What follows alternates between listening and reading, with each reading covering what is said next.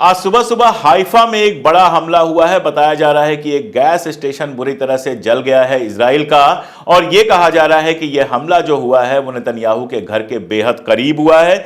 Iraq की militia ने Israel के 2 मिलिट्री टारगेट्स पे हमला किया है, जिसमें काफी नुकसान की खबर है। सिनवार की मौत की एक नई रिपोर्ट आई है जिसमें कई बड़ी चीजों का खुलासा है, और लेबनान ने इम्माद 5 लॉन्च किया है। इम्माद 5 क्या है, यह कितना जरूरी है और किस तरह से वहां के जंग की हालात बदल देगा, ये और इससे जुड़ी और भी बहुत सारी खबरें लेकर हाजिर हूं। देखते रहिए पूरा वीडियो।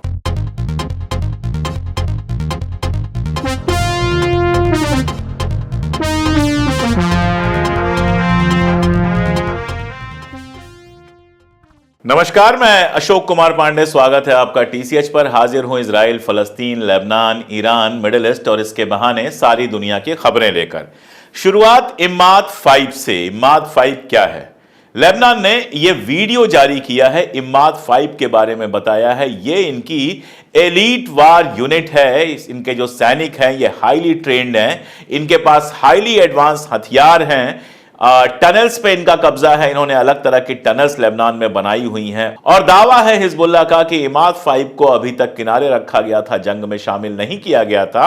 अब इम्माद 5 को भी जंग में शामिल किया जा रहा है। दरअसल इजराइल लगातार यह दावा कर रहा है कि लेबनान के हथियार खत्म हो गए हैं, सिर्फ 20% मिसाइल्स बची हुई हैं, कई सारे इंपॉर्टेंट लोग मारे गए हैं।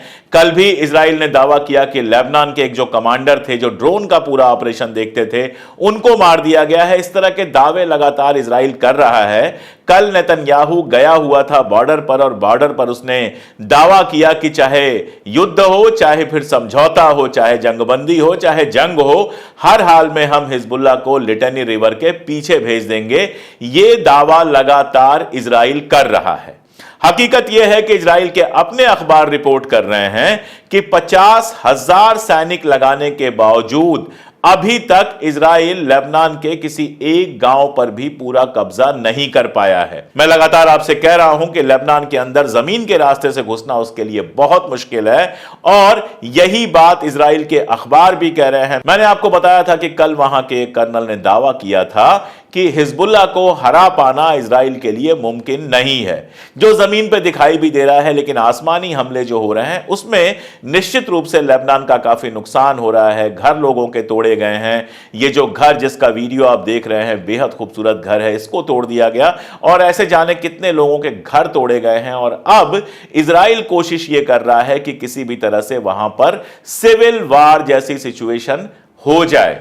मैं आपको बताऊं कि वहां पर जो हमले हुए हैं, जैसे एक इलाके में हमला हुआ, उसके ठीक पहले लेबनान की एक जर्नलिस्ट ने यह पोस्ट किया था कि यह जो इलाका है, यह इलाका हिजबुल्लाह के कंट्रोल में है, और उसके तुरंत बाद इजराइल ने वहां पर विस्फोट किया, वहां पर बम गिराया, घर तोड़ दिए। ऐसे ही जो वहां की फाइनेंशियल एजेंसी है, जो हिजबुल्लाह भी जिससे जुड़ा हुआ है, उस पर हमले से पहले भी इस तरह का एक ट्वीट किया गया था। इसके अलावा लेबनान के कई सारे नेता हैं जो लगातार हिजबुल्लाह के खिलाफ बयान दे रहे हैं। इन सब वजहों से कैसे भी इजराइल चाहता है वहां पर सिविल वार हो जाए, ताकि हिजबुल्लाह अकेला पड़ जाए। हालांकि हिजबुल्लाह का सपोर्ट करने वालों की भी कोई कमी नहीं है। दरअसल वहां जो लेबनीज आर्मी है उसको कभी इतने हथियार दिए नहीं गए, कभी उसको मॉडर्न हथियार अवेलेबल नहीं कराए गए, क्योंकि चाहता यह है, ब्रिटेन, अमेरिका और इजराइल चाहते यह है कि कभी वो इतनी ताकतवर ना हो सके कि इजराइल का मुकाबला कर सके। यही वजह है कि हिजबुल्लाह की जो मिलिशिया है उसके ऊपर लेबनान भरोसा करता है, क्योंकि वो इस हाल में है कि बिल्कुल सीधा मुकाबला कर सके इजराइल के साथ। अगर लेबनीज आर्मी के पास मिसाइल्स होती, इंटरसेप्टिव मिसाइल्स होती, तो जो ये रोज रोज बम गिरा रहा है आकर इजराइल, वो नहीं गिरा पाता। अमेरिका और इंग्लैंड और बाकी यूरोप ने कभी उसको इस तरह के असलहे, इस तरह के हथियार उपलब्ध कराए ही नहीं। तो हिजबुल्लाह ने ये जो वीडियो जारी किया है, उसके पीछे संदेश बहुत साफ है कि अगर आपको लगता है कि हमारे पास हथियारों की कमी हो गई है, अगर आपको लगता है कि हम लड़ नहीं सकते, तो यह आपकी गलतफहमी है। अभी हमारी तरकश में और भी बहुत सारे तीर पड़े हुए हैं, और इसका मुजाहिरा कल सुबह भी दिखाई दिया, आज सुबह भी दिखाई दिया। हाइफा के पास जिस तरह की फायरिंग की है, जिस तरह के मिसाइल और ड्रोन पहुंचे हैं हिजबुल्लाह के, उन्होंने काफी तबाही मचाई है। बताया यह जा रहा है कि वहां एक गैस स्टेशन में आग लगी है, इजराइल के एक गैस स्टेशन में आग लगी है, और यह गैस स्टेशन जो है वो सिजेरिया के पास है। सिजेरिया आप जानते हैं वो जगह है जहां पर नेतन्याहू का घर है। इसके पहले भी 2 बार नेतन्याहू के घर तक रॉकेट पहुंच चुके हैं। तो यह हमला बताता है कि हिजबुल्लाह ने लगातार हमले बनाए हुए हैं। इसके साथ साथ इराक ने इजराइल के 2 मिलिट्री टारगेट्स को निशाना पहुंचाया है, वहां पर काफी नुकसान पहुंचा है। और मजेदार बात हुई गोलन हाइट्स में, जहां पर ड्रोन, एक हिजबुल्लाह का ड्रोन वहां पे घुस गया और बहुत देर तक आर्मी परेशान रही, उस ड्रोन को लोकेट नहीं कर पाई। उस ड्रोन ने कितना नुकसान पहुंचाया है इसकी जानकारी हमारे पास अभी नहीं है। अगर आती है तो मैं आपसे बिल्कुल शेयर करूंगा। इसका मतलब बहुत साफ है कि यह जंग लगातार चल रही है, और चाहे वो गजा हो और चाहे लेबनान हो, दोनों जगह कोई बहुत बड़ी सफलता अभी तक इजराइल को नहीं मिल पाई है, जिसकी वजह से आम शहरियों के ऊपर वो लगातार बम गिरा रहा है। जैसे मैं बताऊं, जबालिया कैंप जो गजा में है, उसमें पिछले 48 घंटों में जो बमबारी हुई है, 50 बच्चों को मार दिया गया है। बच्चों औरतों को मारने में इजराइल का कोई मुकाबला नहीं है। दुनिया की कोई फौज इतने बच्चों और औरतों को नहीं मार सकती है जितनी इजराइल। पिछले 1 साल से लगातार औरतों और बच्चों की हत्या करना इजराइल की खासियत बन गई है। इसके अलावा जो आम शहरी होते हैं वो उनको मारता है और फिर दावा करता है कि 500 हमास के लोगों को मार दिया, 200 हमास के लोगों को मार दिया, 100 हमास के लोगों को मार दिया। अगर हमास के लोगों को इतना वाकई मार चुके हैं तो अब उनकी आर्मी ये क्यों कह रही है कि 6 महीने और लगेंगे उत्तरी गजा में, नॉर्थ गजा से हमास को खत्म करने में। जब यह लड़ाई शुरू हुई थी तो कहा जा रहा था 3-4 महीने में हमास को हम खत्म कर देंगे, फिर कहा गया 6 महीने में खत्म कर देंगे। अब 1 साल से ऊपर हो गया है और अब भी ये कह रहे हैं कि इनको 6 महीना और लगेगा हमास को खत्म करने में। सीधी सी बात है कि हमास को जितना भी नुकसान हुआ हो, लेकिन हमास को ये खत्म नहीं कर पाए हैं। उसकी वजह क्या है? उसकी वजह अगर आप समझेंगे तो सिनवार की मौत की जो रिपोर्ट आई है अभी हाल में, उसको आपको पढ़ना पड़ेगा। वो रिपोर्ट बताती है कि याह्या सिनवार जिस समय मारे गए, 3 दिनों से उन्होंने और उनके साथियों ने कुछ नहीं खाया था। उनके पेट में एक दाना नहीं था अनाज का और वो लड़े जा रहे थे। ये जो हिम्मत होती है ये बहुत कम लोगों में होती है। ये उन लोगों में नहीं हो सकती जिनका उद्देश्य दूसरों की जमीन कब्जा करना है। जो अपनी जमीन बचाने के लिए लड़ते हैं उनमें यह हिम्मत जरूर हो सकती है। अब आप सोचिए, इजराइल आरोप क्या लगा रहा था? इजराइल कह रहा था कि हम गजा के अंदर खाने पीने की चीजें इसलिए नहीं भेज रहे हैं कि अगर वो वहां पहुंचेंगी तो याह्या सिनवार यानी हमास के लोग उसको चुरा लेंगे। अगर हमास के लोग अपने लिए खाना पीना चुरा रहे होते तो याह्या सिनवार 3 दिन से भूखे नहीं होते। वहां के सिविलियंस की, आम शहरियों की हत्या के पीछे इजराइल क्या कहता है कि हमास के लोग सिविलियंस के पीछे छुपे होते हैं। क्लिंटन ने भी जब अपनी बात कही थी तो यही बात कहा था जिसका मैंने पिछले वीडियो में जिक्र किया था। याह्या सिनवार जब मारे गए तो अकेले लड़ते हुए मारे गए। बहुत क्लियर था कि किन्हीं सिविलियंस के पीछे वो नहीं छुपे हुए थे, मैदान में सीधे जंग लड़ रहे थे। तो ये एक रिपोर्ट याह्या सिनवार की बता देती है कि ये झूठ है, सारे झूठ हैं जिनके बिना पर, जिनके भरोसे इजराइल लगातार शहरियों और औरतों की हत्या कर रहा है।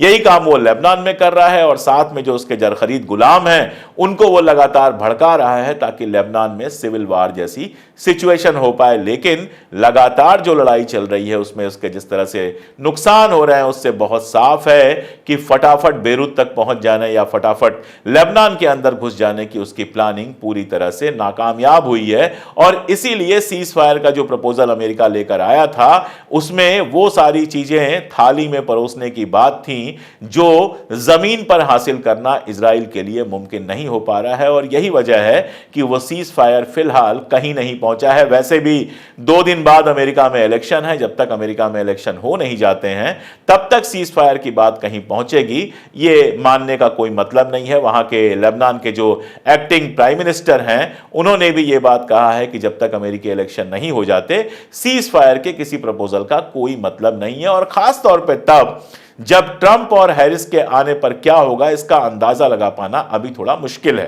हैरिस ने कहा है कि वो अगर सत्ता में आती हैं तो उनकी प्रायोरिटी होगी कि गजा में लड़ाई खत्म कराएं। अब अभी तक तो आप ही सत्ता में थी, आप ही की पार्टी थी। बाइडेन अगर राष्ट्रपति थे तो आप जो है वो डेपुटी थी, उनकी उपराष्ट्रपति थी। अभी तक आपने गजा की जंग बंद कराने के लिए क्या किया ये कोई नहीं जानता। इसलिए ये दावा कुछ समझ में नहीं आता है कि इस दावे का क्या मतलब है। नेतन्याहू और उसकी जो टीम है वो ट्रंप को सपोर्ट कर रही है। ट्रंप कह रहा है मैं जंग खत्म करा दूंगा। अब इसके पीछे क्या सच है, क्या होगा क्या नहीं होगा, ये तो ट्रंप के चुने जाने के बाद ही चलेगा, या फिर हैरिस के चुने जाने के बाद पता चलेगा कि वो कितने सीरियस हैं इस जंग को बंद कराने में। अभी तो हमें यह पता है कि पिछले एक साल में 6000 से ज्यादा अमेरिकी और ब्रिटिश जहाज जो हैं, फाइटर जहाज जो हैं, वो गुजरे हैं इजराइल के ऊपर से या इजराइल में आए हैं, जिन्होंने गजा के खिलाफ न केवल इंटेलिजेंस प्रोवाइड कराया है बल्कि अरबों खरबों के हथियार प्रोवाइड कराए हैं। इसके अलावा एक सनसनीखेज खबर आई है इंग्लैंड से कि 100 से ज्यादा स्पाई जो उसके जहाज हैं, जासूसी करने वाले जहाज हैं, वो गजा में घूमे हैं और गजा से इंटेलिजेंस इकट्ठा करके कि कहां पे लोग हैं, कहां पे कौन है, ये सारा कुछ इजराइल को उन्होंने अवेलेबल कराया है। कल बड़ी मजेदार बात हुई जब ईरान ने अपनी बात दोहराई इजराइल पर आक्रमण करने की, तो अमेरिका ने कहा कि अगर ईरान इजराइल पे आक्रमण करेगा, हमला करेगा, तो हम इजराइल को रेस्ट्रेन नहीं कर पाएंगे, रोक नहीं पाएंगे। अरे हुजूर, आप उसको इतनी चीजें अवेलेबल करा रहे हैं, उसकी जो लड़ाई है उसका 75% 73% खर्चा उठा रहे हैं, आप उसको रोकेंगे क्या? आपकी अगर मंशा उसको रोकने की होती तो अपने F-20 बॉम्बर्स वहां नहीं भेज दिए होते। समस्या यह है कि अगर ईरान से लड़ाई होती है तो जितने हथियारों की जरूरत है, अमेरिका की मदद के बावजूद इजराइल उतने हथियार इकट्ठा नहीं कर पाएगा, उतने हथियार बरसों में नहीं बना पाएगा। और यह बात मैं नहीं कह रहा हूं, यह बात इजराइल के ही रक्षा एक्सपर्ट्स कह रहे हैं। इजराइल के डिफेंस एक्सपर्ट्स का कहना है कि ईरान से लड़ने के लिए जिस तरह की बंकर बॉम्बिंग हमें करनी चाहिए या करनी पड़ेगी, उस तरह के बंकर बॉम्ब जो हैं वो हमारे पास अवेलेबल नहीं हैं और उनको बनाने में बरसों लग जाएंगे। तो ये प्रॉब्लम है। रेस्ट्रेन करने का तो कोई मामला ही नहीं है। अमेरिका ने कब और कितना रेस्ट्रेन किया है इजराइल को? अरे रेस्ट्रेन करना होता तो गजा के खिलाफ आप कर लेते और जंग अभी तक खत्म करा देते, लेकिन आप बिल्कुल नहीं चाहते हैं जंग खत्म हो। आप चाहते हैं जंग चलती रहे ताकि हथियारों की तिजारत होती रहे, ताकि आपको कमीशन मिलता रहे, ताकि आईपैक आपको बड़ी बड़ी रकमें देता रहे और उन रकमों के भरोसे आप चुनाव लड़ते रहें। ये आपकी असल में मंशा है। बाकी आप दुनिया के मंच पर क्या बयान देते हैं, क्या बयान नहीं देते हैं, आपको फर्क नहीं पड़ता। अगर पड़ता तो आप देख पाते कि वेस्ट बैंक में इजराइल स्कूली बच्चों को स्कूल जाने से रोक रहा है। बच्चों के स्कूल जाने से रोकना इजराइल को अपने डिफेंस के लिए कितना जरूरी है, यह बात तो कोई भी समझ सकता है। लेकिन आपकी आंख, अमेरिका और ब्रिटेन के जो हुक्मरान हैं, उनकी आंखें पता नहीं किस चीज से बंद कर दी गई हैं। कहीं ऐसा तो नहीं है कि इटली में जिस तरह से मोसाद जासूसी कर रहा था, या रोमानिया में, सोचिए रोमानिया के अंदर मोसाद का जासूस जो है वो MP बन जाता है और उसके बाद पता चलता है कि वो मोसाद का जासूस है, उसको गिरफ्तार किया जाता है। और आप सोच के देखिए, कहीं ऐसा तो नहीं कि ब्रिटेन और अमेरिका में भी मोसाद के जासूसों के पास अमेरिका के नेताओं की ऐसी तस्वीरें या ऐसी फाइलें हैं जिनकी वजह से उनकी हिम्मत नहीं है कि वो इजराइल के खिलाफ कुछ बोल पाएं और कर पाएं। और आज लगता यह है कि अमेरिका और इंग्लैंड इजराइल को नहीं चला रहे हैं, बेसिकली इजराइल अमेरिका और इंग्लैंड को चला रहा है। बिल्कुल यह मुमकिन हो सकता है मोसाद की जिस तरह से कार्रवाई है। अभी तो 2 मुल्कों में पकड़ा गया है, एक मुल्क है आपका इटली और दूसरा मुल्क है रोमानिया। मजेदार बात यह है कि इटली नाटो का मेंबर है, इजराइल खुद भी नाटो का मेंबर है और अपने ही नाटो के मेंबर मुल्क पे जब वो जासूसी करा सकता है तो बाकी कहां कहां वो क्या क्या करवा सकता है, ये सोचना कोई ज्यादा मुश्किल काम नहीं है। तो अमेरिका और ब्रिटेन जिस तरह से खड़े हैं उस तरह से खड़े रहेंगे। कम से कम मुझे इस बात की कोई गलत फहमी नहीं है कि ट्रंप या हैरिस के आने से कोई बड़ा असर पड़ेगा। लेकिन अगर पड़ता है, अगर इनमें से कोई भी आता है और वो जंगबंदी की तरफ आगे बढ़ता है तो ये एक वेलकम स्टेप होगा। लेकिन फिलहाल तो जंग लगातार बढ़ती हुई नजर आ रही है। और टर्की के जानिब से जो खबर आई है, टर्की के मुतालिक जो खबर आई है, वो भी यहां पर समझ लेना, बूझ लेना बहुत इंपॉर्टेंट है। आपको पता है कि MV कैथरीन की बात चली थी, मैंने अपने चैनल पे आपको बताया था कि जर्मनी का जहाज है MV कैथरीन जो इजराइल के लिए हथियार वगैरह लेकर आ रहा था। अब जब वो आ रहा था इजराइल की तरफ तो कई सारे मुल्कों ने उसको अपने तट पर, अपने शोर्स पर गुजरने से मना कर दिया कि नहीं, हम अलाउ नहीं करेंगे। तब टर्की के ऊपर यह आरोप लगा था कि उसने अपना पोर्ट अवेलेबल कराया है उस जहाज को जो इजराइल में वो हथियार लेके जा रहा है जिनका इस्तेमाल गजा के मासूमों के खिलाफ हो रहा है। टर्की ने साफ आकर मना कर दिया था कि हमने ऐसी कोई मदद नहीं की है। लेकिन कल अचानक वीडियोस आने शुरू हुए कि वही जहाज टर्की के तट पर देखा गया, टर्की के शोर पर देखा गया और उस जहाज पर इजराइल और टर्की दोनों के झंडे लगे हुए थे। यानी जर्मनी से आया हुआ वो जहाज टर्की के थ्रू इजराइल गया था। इसके बाद वहां के लोगों में जबरदस्त गुस्सा भर गया। लोगों ने उस जहाज को घेर लिया, उस जहाज पर कब्जा करने की कोशिश की और अभी भी ये सारी कोशिश चल रही है। यानी टर्की चाहे बातें जितनी भी कर रहा हो, लेकिन इजराइल को खुलेआम ना सही छिप छिपा के पूरा सपोर्ट कर रहा है। टर्की वो हथियार पहुंचाने में मदद कर रहा है जिससे गजा के मासूम लोग मारे जा रहे हैं। आप सोचिए इससे ज्यादा शर्मनाक क्या हो सकता है। ये तमाशा आज पहली बार नहीं हुआ है, ये तमाशा अरब मुल्कों ने बार बार किया है। कौन सा अरब मुल्क कहां खड़ा है ये समझ पाना लगभग नामुमकिन है। इसी बीच सऊदी अरब से एक बहुत बड़ी खबर आई है। यह खबर यह है और यह खबर जो है वो चाइना के अखबार में छपी है।